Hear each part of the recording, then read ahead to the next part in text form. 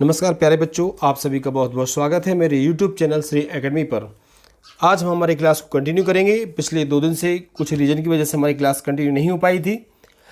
Okay, तो सारे बच्चे जुड़ जाएं। आज की क्लास हम स्टार्ट करते हैं बच्चों हमारी। ओके, चलिए, तो आज हम कुछ IMP जो पॉइंट है बच्चों उनको पढ़ने वाले हैं। तो सबसे पहले आप लोग देखेंगे केवल आपका ये फास्ट रिवीजन चल रहा है आपके एग्जाम के अकॉर्डिंग।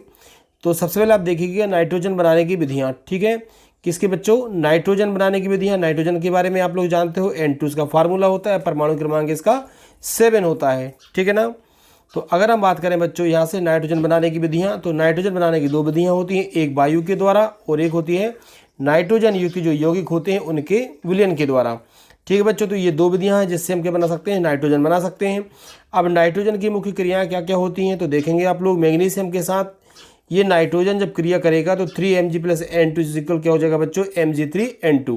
मतलब ये नाइट्रोजन के रासायनिक गुण भी कहे जाते हैं। सेकंड, आप देख पा रहे हैं नाइट्रोजन जब ऑक्सीजन से क्रिया करेगा तो क्या बनाएगा? नाइट्रस ऑक्साइड बनाता है बच्चों।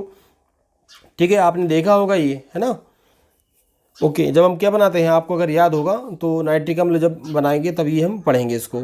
अब यहाँ से आप देख सकते हो बच्चे, तो ये तो हेबर विधि होती है। ठीक है ना। नाइट्रोजन की अभिक्रिया जब हाइड्रोजन से होगी तो N2 + 3H2 इक्वल क्या हो जाता है बच्चों? 2NH3।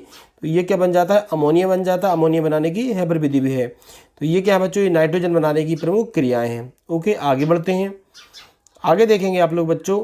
अब यहाँ से नाइट्रोजन के बारे में कुछ फैक्ट हैं, आप इसको अच्छे से समझ लीजिए बच्चों, है ना। नाइट्रोजन के बारे में कुछ इंपॉर्टेंट फैक्ट हैं, केवल फास्ट रिवीजन है, आप इसको अच्छे से देखते हुए समझते हुए चलिए बच्चों। तो नाइट्रोजन की बात करेंगे। नाइट्रोजन हम जानते हैं कि वायुमंडल की एक प्रमुख गैस होती है और वायुमंडल में कितनी 78% पाई जाती है। प्रयोगशाला में इसे अमोनियम क्लोराइड और सोडियम नाइट्रेट, है ना बच्चों। तो NH4Cl और NaNO2 के साथ गर्म करके हम क्या बना सकते हैं? नाइट्रोजन बना सकते हैं। यह एक निष्क्रिय गैस है, याद रखिएगा। कैसी बच्चों? यह एक निष्क्रिय गैस है जो कि सामान्य परिस्थितियों में कोई क्रिया नहीं करती। सिंपल में कोई क्रिया नहीं करती, लेकिन उच्च ताप पर धातु और अधातुओं के संयोग से क्रिया कर लेती है। ठीक है। अमोनिया की बात करेंगे तो अल्प मात्रा में वायुमंडल में अमोनिया भी उपस्थित होती है। ठीक है बच्चों, आगे देखिएगा। ठीक है ना। तो अमोनिया बनाने की हम यहाँ से विधियाँ देखते हैं। तो सबसे पहले देखो, ध्यान से देखेंगे आप लोग। सबसे पहले हमें यहाँ से क्या करना है बच्चों? हम NH4Cl लेते हैं, इसके हम 2 अणु लेंगे प्लस कैल्शियम हाइड्रोक्साइड लेंगे। तो जिससे क्या बनेगा? अमोनिया बनेगा 2NH3 प्लस हमारा यहाँ से वाटर निकल जाएगा, जल निकल जाएगा। सेकंड विधि आप देखेंगे नंबर 2, तो यहाँ से नाइट्रोजन और हाइड्रोजन की हम अभिक्रिया कर रहे हैं। N2 प्लस क्या बच्चों? 3H2। ठीक है, ये अमोनियम आप लोग जानते हो हेबर विधि है अमोनिया बनाने की। तो यहाँ से क्या हो जाएगा बच्चों? 2NH3। यहाँ से आप देख सकते हो यहाँ पे ये जो Fe होता है उत्प्रेरक होता है और नीचे आएगा MO मतलब मोल्बिडेनम। ठीक है, टेम्परेचर होता है 500 लेके 700 तक डिग्री सेंटीग्रेड और 200 वायुमंडलीय दाब होता है बच्चों। तो ये अमोनिया बनाने की विधियाँ होती हैं। आगे देखिए अब आप लोग, अमोनिया के प्रमुख गुणों जो रासायनिक गुण होते हैं उनके बारे में हम बात करेंगे। तो अमोनिया के प्रमुख रासायनिक समीकरण क्या क्या होंगे बच्चों? तो यहाँ से देखिए, अमोनिया ऑक्सीजन के साथ अभिक्रिया कर रहा है, 4NH3 + 5O2 प्लेटिनम की जाली के ऊपर से प्रवाहित करते हैं तो नाइट्रस ऑक्साइड प्लस वाटर बनता है। सेकेंड आप देखिएगा, क्लोरीन और अमोनिया ने जब आपस में अभिक्रिया तो अमोनियम क्लोराइड बना बच्चों, साथ में क्या बना? N2। ठीक है, ये अमोनिया की अधिकता होती है इसमें। थर्ड आप देख पा रहे हैं बच्चों, यहाँ से क्लोरीन के साथ जब अमोनिया ने अभिक्रिया की यहाँ से, तो यहाँ पे क्लोरीन का विस्फोट हो जाता है, आपको ध्यान रखना है। तो NCl3+ क्या बनेगा बच्चों? यहाँ से 3HCl यहाँ से बन जाएगा। ठीक है, आगे देखिए आप नंबर 4 पे देख सकते हो। नंबर 4 पे अमोनिया ने, ठीक है, हाइड्रोक्लोरिक अम्ल के साथ क्रिया की तो एक श्वेत धुआं टाइप का बनता है NH4Cl का। ठीक है, नंबर 5 देख सकते हो, सिल्वर क्लोराइड और अमोनियम हाइड्रोक्साइड की विक्रिया होती है तो क्या बनेगा बच्चों? AgNH3। ठीक है, एक संकुल लवण यहाँ से हमें प्राप्त हो जाता है, साथ में ही जल भी यहाँ से निकलता है। ठीक है बच्चों, आगे देखिएगा, अमोनिया की संरचना की हम बात करेंगे। तो अमोनिया की संरचना आप लोग ध्यान रखेंगे, इसकी संरचना पिरामिडीय होती है या फिर कैसी होती है? विकृत चतुष्फलकीय होती है। ठीक है, इनके बीच में जो बंधकोण होता है बच्चों वो 160.3 डिग्री का होता है अमोनिया के बीच में। अच्छा, अमोनिया के उपयोग की बात करेंगे हम। तो अमोनिया के उपयोग क्या क्या होते हैं? आंसू गैस या अश्रु गैस बनाने में, बर्फ़ के कारखानों में, ठीक है, शीत संग्रहालय जो ठंडी जगह पर किसी भी चीज़ को स्टोरेज करने के काम में आती है, यूरिया के निर्माण में और प्रयोगशाला में अभिकर्मक के रूप में और उर्वरक आदि बनाने में अमोनिया का उपयोग किया जाता है। ओके बच्चों, तो आप लोगों ने आज किस किस का रिवीजन किया अभी तक? हेबर विधि का किया और नाइट्रोजन का किया। आगे देखिएगा, अब हम पढ़ते हैं बच्चों यहाँ से नाइट्रिक अम्ल बनाने की विधि। तो नाइट्रिक अम्ल का फार्मूला आप लोग जानते हो, HNO3। क्या होता है बच्चों? HNO3। इसको बनाने की एक बहुत फेमस विधि है जिसको हम ओस्टवाल्ड विधि के नाम से जानते हैं। तो इसके प्रयोगशाला विधि की बात करेंगे तो देखिए, ठीक है, potassium nitrate KNO3 plus sulphuric अम्ल H2SO4 आपने लिया, तो यहाँ से क्या बना बच्चों? 2KHSO4 बना, पोटेशियम हाइड्रोजन सल्फेट बना और साथ में हमारा नाइट्रिक अम्ल यहाँ से प्राप्त हुआ। इसकी और विधियाँ कौन सी हैं? तो देखिए आप लोग, बर्कलैंड और आइस विधि है, एग्जाम में हालांकि नहीं आती है, ओस्टवाल्ड विधि पूछी जाती है। तो N2 प्लस O2, तो यहाँ से क्या बना बच्चों? आपको ध्यान रखना है 2NO। अब इस 2NO ने बच्चों ऑक्सीजन के साथ अभिक्रिया की तो क्या बना बच्चों? 2NO2 बन गया। देखते चलिए आप लोग, है ना। और यहाँ से आप देखो, इस NO2 की अभिक्रिया हमने किसके साथ की? जल के साथ की बच्चों, तो नाइट्रिक अम्ल हमें प्राप्त हुआ। इसी प्रकार आप देखिए, ओस्टवाल्ड विधि जो है, सेम यही ओस्टवाल्ड विधि है, ये आपके एग्जाम में जरूर आती है। ये कौन सी बच्चों? नाइट्रिक अम्ल बनाने की ओस्टवाल्ड विधि। तो इसमें आपको देखना है अमोनिया और ऑक्सीजन से बनती है। तो यहाँ से अमोनिया और ये ऑक्सीजन ली तो NO बना, नाइट्रस ऑक्साइड बना बच्चों, साथ में वाटर निकल गया। आप समीकरण को संतुलित करके देख सकते हो। अभी यहाँ से हमने क्या किया? ये NO लिया यहाँ पर, साथ में ये बची हुई ऑक्सीजन हमने यहाँ से ली, दोनों की अभिक्रिया की तो क्या बना? NO2 बन गया बच्चों। क्या बना? NO2। अब यहाँ से NO2 की अभिक्रिया हमने जल से की तो यहाँ से हमें क्या प्राप्त हुआ बच्चों? हमें यहाँ से नाइट्रिक अम्ल प्राप्त हो गया। ठीक है ना। चलिए आगे देखिए, अब इसके हम गुणों की बात करेंगे। किसके बच्चों? नाइट्रिक अम्ल के हम गुणों की बात करते हैं। तो इसके गुणों को समझिए आप। ये प्रबल अम्ल होता है, ध्यान रखना कैसा होता है। ये प्रबल अम्ल होता है, प्रबल साथ में आक्सीकारक होता है, धातुओं अधातुओं तथा उपधातुओं के साथ विभिन्न सांद्रण पर विभिन्न उत्पादों का निर्माण ये करता है, और एक ही धातु से विभिन्न विभिन्न परिस्थितियों से विभिन्न उत्पाद भी ये प्राप्त करता है, नाइट्रिक अम्ल। ठीक है बच्चों, इसके उपयोग की अगर हम बात करेंगे कि नाइट्रिक अम्ल के उपयोग क्या होंगे, तो देखिए आप लोग, विस्फोटक बनाने में, उर्वरक बनाने में, प्रयोगशाला में अभिकर्मक के रूप में, और कार्बनिक यौगिकों के नाइट्रीकरण में, साथ में अम्लराज बनाने में, है ना। अम्लराज में याद रखिए HG किसका प्रमुख तत्व होता है, तो अम्लराज आदि बनाने में नाइट्रिक अम्ल का बच्चों उपयोग किया जाता है। ठीक है।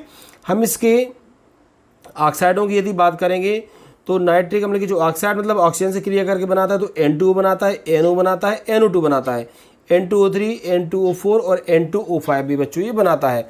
तो नाइट्रोजन के ये 5 ऑक्साइड प्राप्त होते हैं।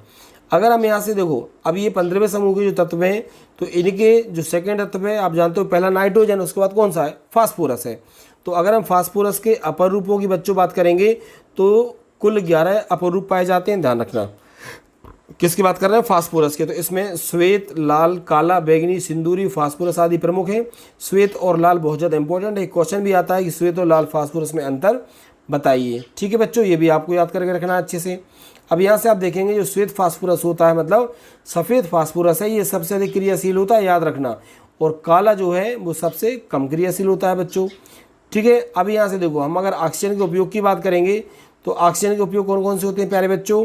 देखो, प्राणियों द्वारा सांस लेने में उपयोग किया जाता है, कृत्रिम श्वसन में किया जाता है। आजकल आप लोग देख रहे हैं कोरोना काल में ऑक्सीजन की बहुत ज़्यादा डिमांड है, बहुत ज़्यादा कमी आ गई है, तो वो कृत्रिम श्वसन में इसका उपयोग किया जाता है। ठीक।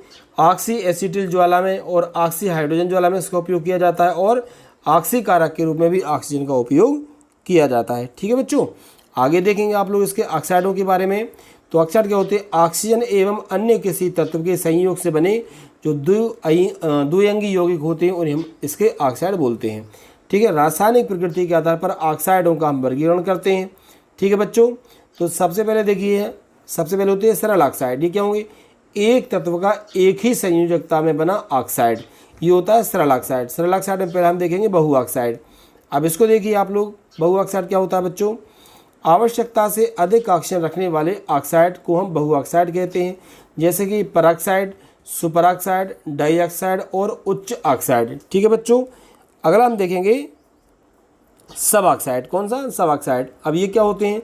तो ऐसे ऑक्साइड जिनमें आवश्यकता से कम ऑक्सीजन होती है, जैसे कि C3O2 है ना बच्चों। क्षारकी की बात करेंगे बच्चों तो Na2O और CO ये कैसे होते हैं? धात्विक ऑक्साइड होते हैं। अम्लीय ऑक्साइड की बच्चों हम बात करेंगे तो CO2 और SO2 कैसे होते हैं? अधात्विक ऑक्साइड हैं। क्यों है? क्योंकि ये कार्बन और सल्फर से जुड़े हैं, और ये दोनों सल्फर और कार्बन कैसे होते हैं? अधातु होते हैं। ठीक है बच्चों। आगे देखिए आप लोग यहाँ से उभयधर्मी ऑक्साइड क्या होते हैं, तो जैसे कि SnO2 या फिर Al2O3 आदि कैसे होते हैं, उपधात्विक, मतलब ये धातु अधातु दोनों से मिलकर बने होते हैं। उदासीन की बात करेंगे तो H2O और CO, ये कैसे होते हैं बच्चों, अधात्विक ऑक्साइड होते हैं। अब हम बात करते हैं ओजोन की। किसकी बात करेंगे बच्चों, ओजोन की। तो ओजोन आप लोग जानते हो समताप मंडल में पाई जाती है। ऑक्सीजन पर जो अल्ट्रावायलेट किरणें होती है उनके प्रभाव से निर्मित होती है।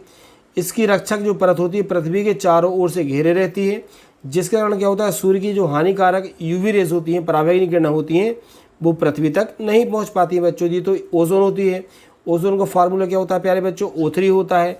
ठीक है, ऑक्सीजन से ओजोन बनाने का जो यंत्र होता है उसे हम ओजोनाइजर कहते हैं। 3 प्रकार के ओजोनाइजर हमें सिलेबस में पढ़ना है। ठीक है, आगे देखिए आप लोग, हम ओजोनाइजर की बात करते हैं। किसकी बच्चों, ओजोनाइजर। तो अभी आपको मैंने बताया था ओजोन के निर्माण में प्रयुक्त होने वाला जो उपकरण होता है जिसमें ऑक्सीजन से ओजोन का निर्माण होता है, ठीक है बच्चों, उसे हम ओजोनाइजर कहते हैं। और यहाँ से देखिए ब्रॉडी, सीमेन और सीमेन हालस के, ये 3 प्रमुख प्रकार के क्या होते हैं बच्चों, हमारे ओजोनाइजर होते हैं, जिन्हें कि हमें सिलेबस में पढ़ना होता है। ठीक है, अब देखिए हम लोग पढ़ेंगे क्लोरीन बनाने की प्रमुख विधियाँ। क्या पढ़ेंगे बच्चों, क्लोरीन बनाने की विधियाँ। तो क्लोरीन की विधियाँ क्या क्या होंगी, देखिए सबसे पहले HCl के विद्युत अपघटन के द्वारा बना सकते हैं। फिर MnO2 और HCl की हम क्रिया करेंगे तो हमें क्लोरीन प्राप्त हो जाएगा। ठीक है, साथ में आप देखेंगे NaCl और MnO2 साथ में H2SO4 की भी क्रिया करेंगे तो भी हमें क्या प्राप्त होगा बच्चों, हमें क्लोरीन प्राप्त होगा। आप रिएक्शन करके देखेंगे और ये रिएक्शन आपसे खुद से ही बनना चाहिए बच्चों, है ना। और आप लोग बाद में करके मुझे बताएंगे कि किस किस बच्चों ने ये करके देखे हैं। अब यहाँ से आप देखेंगे तो डीकन विधि सबसे इंपॉर्टेंट है क्लोरीन बनाने की। इसमें हम हाइड्रोक्लोरिक अम्ल और ऑक्सीजन की अभिक्रिया कराते हैं CuCl की उपस्थिति में। तो H2O और यहाँ से क्या बनता है बच्चों, Cl2 हमें प्राप्त होती है। साथ में NaCl के विद्युत अपघटन के द्वारा भी हम क्लोरीन गैस बना लेते हैं। साथ में आप देखेंगे क्लोरीन की प्रमुख रासायनिक अभिक्रियाएँ, तो Cu से अभिक्रिया जब Cl करता है तो CuCl2 बनता है।